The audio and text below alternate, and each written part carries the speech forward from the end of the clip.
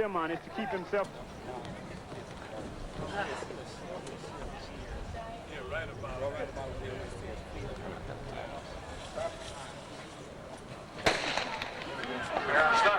Atlee's out. Thomas Everett Mahorn. Yes! Ayears and Fuller. It's three. Thomas. Thomas. And Mahorn. Go, Atlee, go! Mahorn. Yes! And Thomas. And it looks like it may have been Atlee Mahorn of Cal.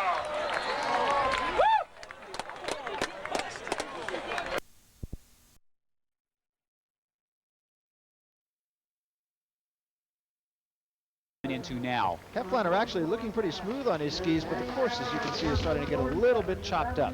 That's one of the trademarks of Hefliner. He's a very subtle skier, very good in the air, always has those hands in front of him. A key point for any young downhiller trying to learn about downhill racing, maintaining that aerodynamic profile. Hefliner was the World Cup downhill champion back in 1985, but has really slipped back, and you can see it in his skiing right here. He's waiting for things. Ever since he had a bad fall back in 1985 in Aspen, it really has hurt him. Almost being cautious, as you can see him come over the last jump, and again, very smooth, but also, frankly, very slow. 18th place for Helmut Hefliner of Austria. And he looks back at his numbers, and he's not too happy with those. As we said, he stands in 18th place. Here's Konradin Katoman of Switzerland. Another skier who has really slipped back. He finished second in the World Cup downhill standings in 1983. In fact, that was the final year that I ski raced and watched Katoman narrowly miss out on the World Cup overall title to the greatest downhiller ever, Franz Klammer. But he's slipped back. He's had some injuries, really constantly been skiing in pain since 1985. We are at Beaver Creek, Colorado, watching the Subaru men's downhill. I'm Barry Tompkins, along with Ken Reed, and we are watching Konradin Katoman.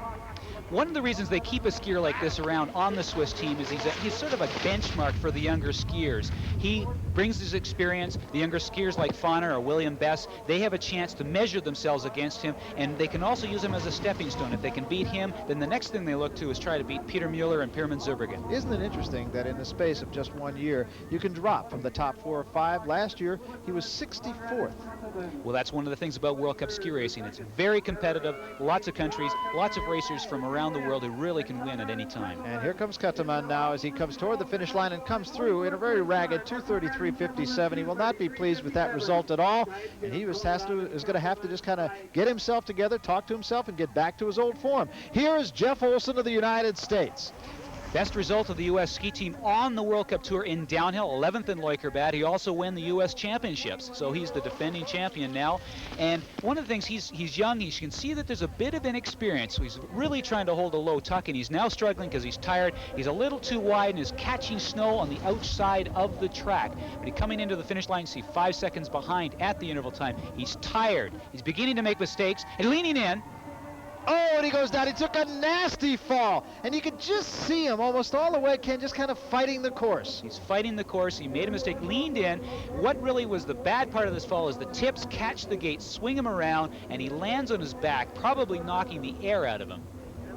So Jeff Olson is being tended to. We will take a look and just make sure he was okay as he now is getting to his feet, and it does appear Jeff Olson is going to be all right. He'll walk off the course.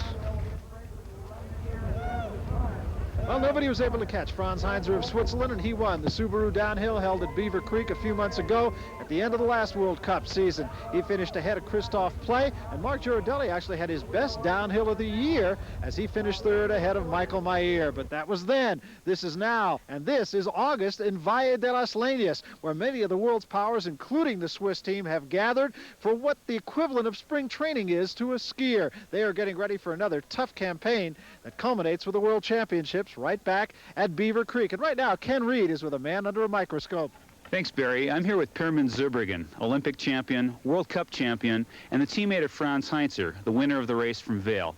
Pirmin, how have the Olympics changed your life?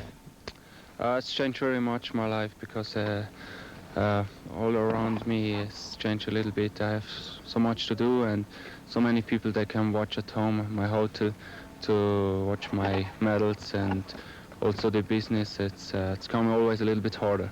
Now, you've got a very competitive team. What are your expectations for the World Championships? It's right, we have a strong team, and I think so many guys that can ski there. It's very hard to make the qualification for a while. And when I saw Heinz ski last year, and while he has a big chance to win there. Thanks, Pierman. Back to you, Barry. Thanks, Ken. And here at Valle de las Leñas, Argentina, in the county of Mendoza, it is just about the end of another workday for all the teams preparing here. We'll be back with a final word from Argentina after this. Here's Jerry with a new car. What'd you pay for it? About $5,900. Are you kidding? Does it run on batteries? Does it have a motor? Does it have a motor? Can I kick the tires? Will the door come off the hinges? Hey, guess what? It's a Subaru! Oh, a Subaru. Subaru! Only one inexpensive car is built like a Subaru. The Subaru Justy. Such a smart boy. Oh. Get up to $1,500 cash back or 4.9 financing on a Subaru. Visitors have the locals eating out of their hand here at Las Leñas. Back with a final word after this from your local station. Battlemania 2 continues at all Pete Ellis locations. If you ever wanted to buy a new Ford, Toyota, Dodge, or Jeep Eagle, this weekend is it. Every car, every truck, every van is priced from $9.99 over to $4.99 below invoice. New Dodge or Ford vans, new trucks, new cars, everything is priced from $9.99 over to $4.99 below invoice. Now at Pete Ellis Dodge, Jeep Eagle, Long Beach Freeway, Firestone exit Southgate, and Pete Ellis Ford and Toyota, 91 Freeway, Lakewood exit Bellflower. And that's the truth. Notice Kentucky Fried Chicken breasts are much smaller than Pioneers. That's because their chickens are cut into 3 small breasts instead of 2 large ones. Why do you think they do this? For very small people. Is this one of those nuggets? 3 breasts? Chickens don't have 3 breasts, do they? Pioneers don't. At Pioneer, you get what you pay for. Not only do you get great tasting chicken, but you get a lot more chicken to taste. Pioneer, we do chicken better. Southern California's largest Subaru event. At the year's lowest price. At Marsh, Subaru, Ontario for a limited time. The Subaru Clearance Center Model Year Closeout. Factory rebates up to $1,500 or as low as 4.9 financing on selected models. Prices below factory invoice. Like Justy's only $49.85, just $99 a month. Or a DL wagon just $87.77. Nearly $2,000 up the retail price. Get to Ontario while savings last. Mark Chris Subaru Clearance Center, Vineyard exit off the 10 freeway at Ontario Airport. Never pay retail price for a Subaru again.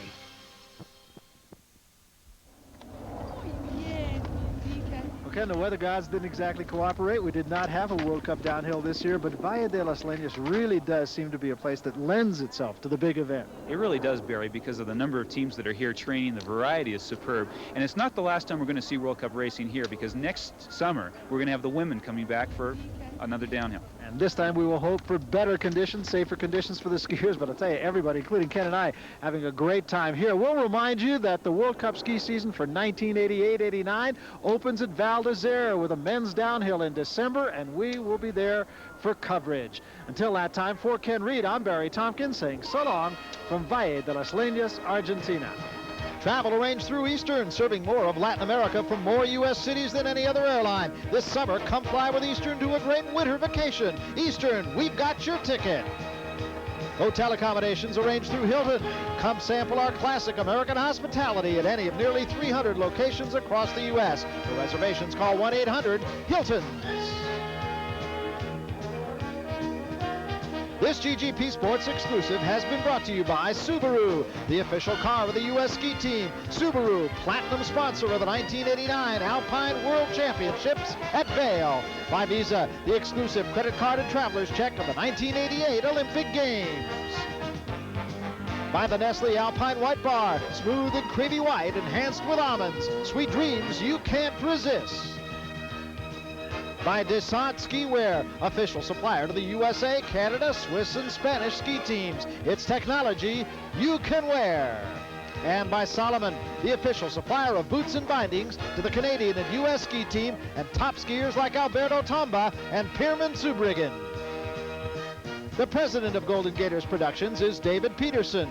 The executive producer of GGP Sports and World Cup men's downhill skiing from Las Leñas, Argentina is Robert Horowitz. The senior producer for GGP Sports is Ted Griggs. The coordinating producer for World Cup skiing is Barry Siegel.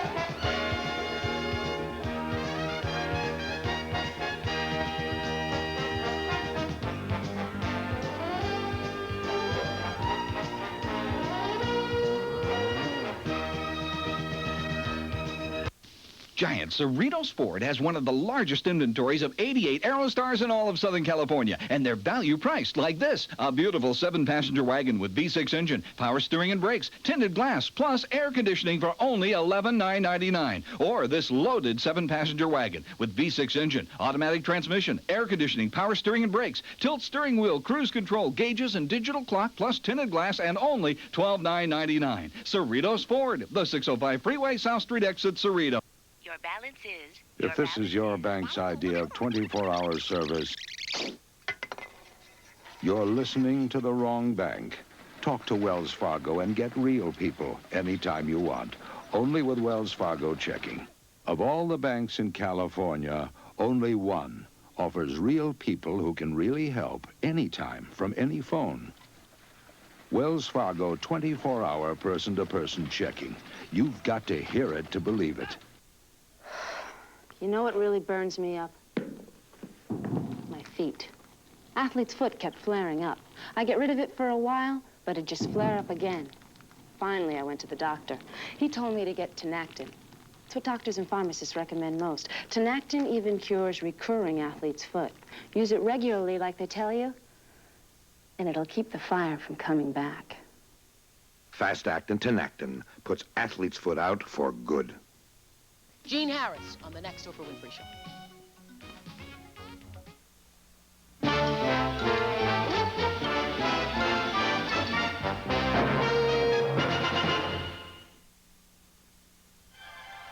You need not dream about when you were 12, or last February, or next September, but of that one moment in time when it is your time to perform. It has been said that Californian Charles Lakes never spent enough hours in the gym, but as his critical moment approaches, his dedication to being ready at the right time may be perfect. Scott Johnson knows an Olympic dream simmers for 4 years, that a McBurger takes 2 minutes and 55 seconds to cook, and that his broken hand needs every extra minute to heal. Tim Daggett as well will not get an extra second to heal his shattered leg. It has been on the mend for 9 months, since that fateful moment when doctors told him that dreams and common sense don't mix. The clock has been moving forward while counting down to that one moment in time when you must perform and prove that you are ready or not to represent the United States of America as Coca-Cola presents the U.S. Olympic trials in the sport of men's gymnastics. Hello again, everybody. I'm Frank Gifford, and welcome to ABC's Wide World of Sports. Today, we're hosting from the Natatorium in Indianapolis, where the Olympic trials in diving are underway. And yesterday, Greg Louganis earned a spot on his 4th Olympic team with his first-place finish in the 3-meter springboard finals. Tomorrow, you'll see Louganis and other top divers live in men's platform competition. And later today, we'll update you on the controversy surrounding Bruce Kimball, who is also diving today. Also today, you'll see Carl Lewis and Ben Johnson in their last 100-meter showdown before the Olympic Games. And we'll take a look at Butch Reynolds' amazing world record in the 400 meters. We'll also feature 2 prestigious horse racing classics. And for more on that, let's first check in with Jack Whittaker. Jack? Thank you, Frank Gifford, and welcome everybody to the Woodbine Racetrack right outside of Toronto in our friendly neighboring country of Canada, where today the first of 2 million-dollar horse races to be held in the North American continent will take place. The Arlington Million, a 1.25-mile test for 3-year-olds and up on the grass. We have 14 going for the first prize of $600,000. A perfect summer's day here in Canada. The track is firm, and we're very close to post time. Now from Woodbine, we take you to the lovely Saratoga and Jim McKay. Jack, we've come up with an absolutely beautiful summer afternoon here at Saratoga for the 119th running of the Travers Stakes. Again, $1 million on the line here. Now, we don't have the winner of the Kentucky Derby, the filly Winning Color. She's in training right now to race against those of her own sex. Nor do we have the winner of the Preakness and the Belmont Risen Star. He's been retired. But we do have 3 colts who appear to be at the absolute peak of their powers. Now, the slight favorite at the moment is Brian's Time, a come-from-behind colt. He'll probably be last on the backstretch. The experts think quite possibly first at the finish wire. His principal opponents, well, there's last year's 2-year-old champion, 49er, and seeking the gold. Both of those colts with tremendous speed. So it appears to be the story of those 3, but it's also the story of a man and his family.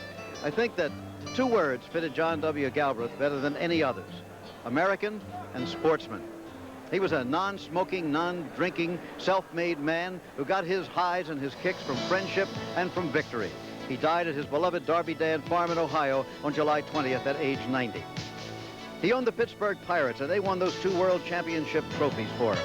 His favorite player was Roberto Clemente, the great Clemente, after whom he named a horse. One word fitted Roberto the ball player and Roberto the horse, champion. The horse won the Epsom Derby and went on to become Mr. Galbraith's top stallion, but he died 13 days after his master. And now, 1 month to the day after John Galbraith's death, the torch is passed to the next generation, and the genes of Roberto are in 2 of his sons who race today. Here at Saratoga, Brian's Time is the pre-race favorite in the $1 Million Travers Stakes. And at Woodbine in Canada, another Roberto colt, Sunshine Forever, will go to the post in the Arlington Million, and you'll see both races live on Wide World of Sports. It's the kind of a day that horsemen's dreams are made of. The genes of the great Roberto flowing in the hot blood of his 2 sons racing today, and the silks of Darby Dan Farm carrying on the Galbraith name, the name of an American sportsman whose invariable greeting to a new acquaintance, be it commoner or queen, was simply, "Hello, my name's John Galbraith, and I'm from Columbus, Ohio." Spanning the globe to bring you the constant variety of sport. And they're off. He's going to run the first 4-minute mile. I'm always confident I whip all of them. The thrill of victory. Pele has scored in his last half for the Cosmos, the biggest upset in the history of Little League. And the agony of defeat. Look at him go! Oh, baby. Yarborough right out of the racetrack. The human drama of athletic competition. World record number 72. Leonard trying to put him away. Down the stretch they come. It's a driving finish. Winning colors by a head. In our 28th year, this is ABC's Wide World of Sports. On July 21st, 1985, 25 days before the 5th Arlington Million, another Chicago fire destroyed historic Arlington Park. But pluck and hard work saw the race go off on schedule in a county fair atmosphere. Now, construction of the new Arlington is underway to build the best racetrack in the world. And because of that, this year the race has been moved to Toronto's Woodbine Racetrack. And that is where we are for the Arlington Million in Toronto, Ontario, on the shores of Lake Erie on a glorious summer afternoon, with 14 marvelous turf horses going to the post in this 8th Arlington Million. $1 million, $600,000 to the winner, 1 1/4 miles, turf conditions firm, the wind 5 to 10 miles per hour. Perfect racing conditions. And now, here with a look at some of the odds. We have Regal Classic, the Canadian, at 11 to 1. Crate Communicator is second favorite now at 4 to 1, as Triptych remains the favorite, just at 3 to 1 as she has been since the morning line. And there, Carotine, another one of the fillies in this race. Sunshine Forever is Coe's second choice now at 4 to 1, with Bill Shoemaker's Most Welcome from Great Britain at 9 to 1 as fourth choice. And then down the line, Media Starguest at 35 to 1, Roy Norman, and Something True at 30 to 1. And now with a look at some other special entrants in today's race, here's the always surprising Chelsea Carey. Chelsea? Well, Jack, 4 fillies, as you mentioned, and therein lies the story. In Europe, it's de rigueur for the females to challenge the males because there are not as many opportunities, restricted only to fillies. But in North America, there are lots of rich races, so the fillies seldom venture out of their own division. But in 1988, the exception has become the rule. It started with winning colors in the Kentucky Derby and gone through most recently to Personal Ensign, beating the boys in the Whitney, and she's probably the one they all have to beat for Horse of the Year. All in all, they're a pretty progressive bunch of thinkers. And is the most accomplished European of either sex to compete in the Arlington Million. Anchor Germania has improved with age and as a 6-year-old is at her best. After